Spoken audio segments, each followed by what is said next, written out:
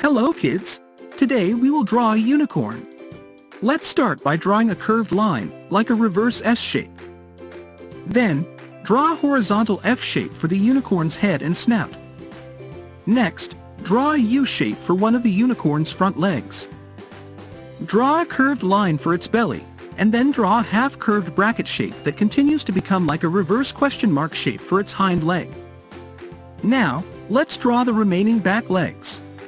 Draw one in the shape of an L, and for the other, make an S shape, continuing it into a C curve and joining it with the body. Next, let's draw the unicorn's cute eye. Add eyelashes and a bright shine inside.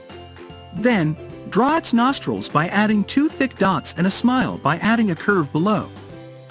For the ears, draw reverse U shapes. For the hair at the front, draw curved wings-like shapes and then make a reverse U shape for the back ear. Join the line from hair to nose to complete its head.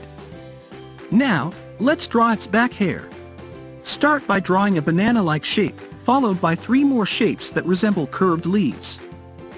For its tail, draw a reverse S shape, then continue with 2 V shapes and join them from the top with a big curve shape.